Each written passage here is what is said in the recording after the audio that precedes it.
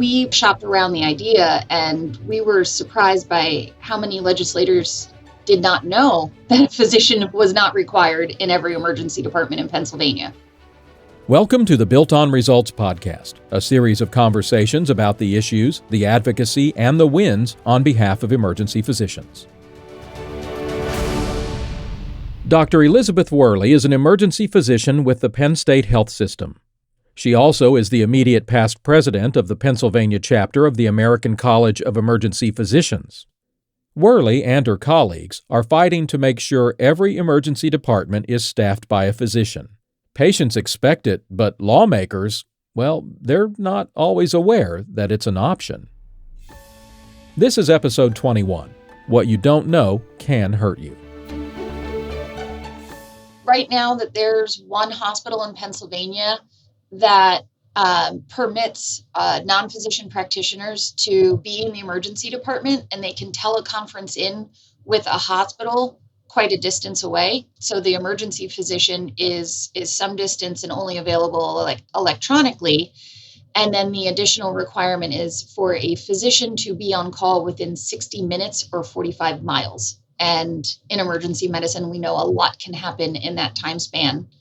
So we think an emergency physician should be available immediately and in-house. Why is it imperative to have a physician on duty in every emergency department? I mean, we're the only specialty in medicine that has the breadth of training that is needed to practice emergency medicine. If there's an emergent delivery, we are trained to do that. If there's a traumatic resuscitation, we are trained to perform those procedures. If there's a pediatric or geriatric medical emergency, we're trained to handle those resuscitations, those critical procedures that are involved with the care, and to stabilize and either disposition within the hospital or transfer out as expeditiously as possible. We can't necessarily say that about others in healthcare. These aren't emergencies that can be handled remotely, right? You have to be trained and ready to perform any resuscitative procedure or medical management on a moment's notice. If you have to do it over the phone or via computer, and the physician is not there to guide you or perform the procedure themselves, it's a problem, and it could be a life or death situation. You noticed what was happening at one rural hospital in the state and then decided to take action. Tell us what you did. So we proposed the idea. We had a Hill Day at our state capitol in Harrisburg back at the end of October. And we had a rough draft, but we did not propose any legislation at that time. But when we were discussing other current legislation on our Hill visits, we shopped around the idea, and we were surprised by how many legislators did not know that a physician was not required in every emergency department in Pennsylvania. So we had some support at that time, and then we worked to draft legislation, and that bill has now gone through and passed successfully through the House Health Committee earlier in March. And you're running into opposition? So there's an organization in Pennsylvania, HAP, the Hospital and Health System Association of Pennsylvania, and their primary talking point is the concern for acquiring physicians in the more rural areas and the potential closure of hospitals because they are unable to staff them with physicians. They're saying that there's not enough physicians in the pipeline to be able to even meet this requirement if it were to become law.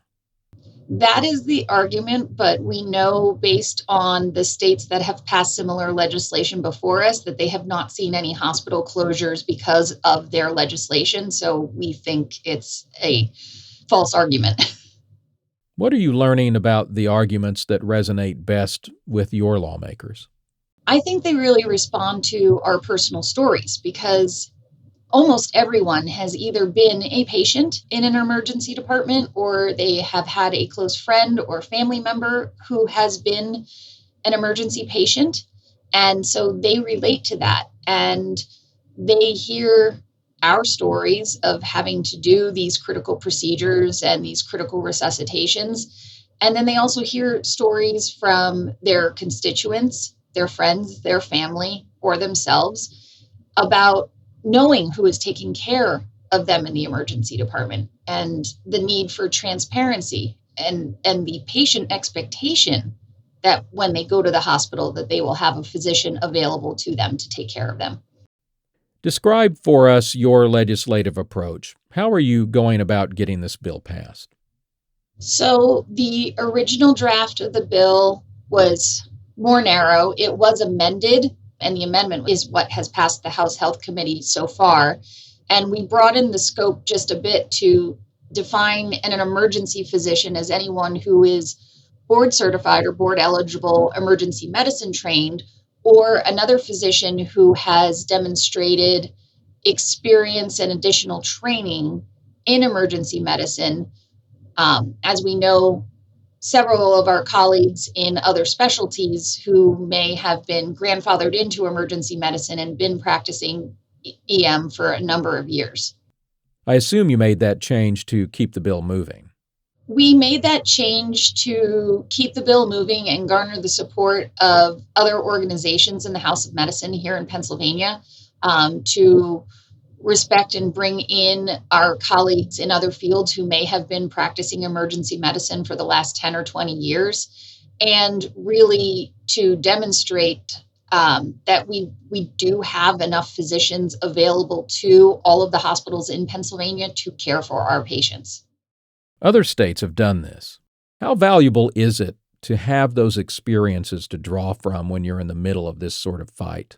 I think it's critical because Pennsylvania is a rather large state, and we have several very highly populated urban areas, but then we also have many rural areas in Pennsylvania, and we see similar geographic distribution and population distributions in the states that have done this before us. So Indiana, Virginia, and South Carolina absolutely have very rural areas, maybe even more so than Pennsylvania does. And to see the impact of their legislation not generate any hospital closures, I think makes our argument stronger here in Pennsylvania. How do you feel about the process and where you stand right now?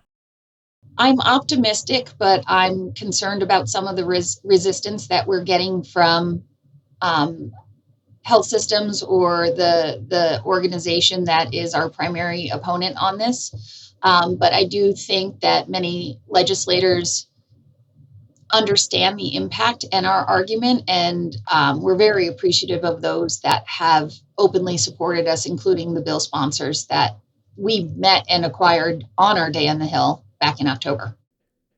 Last question. Why are you working so hard to get this done?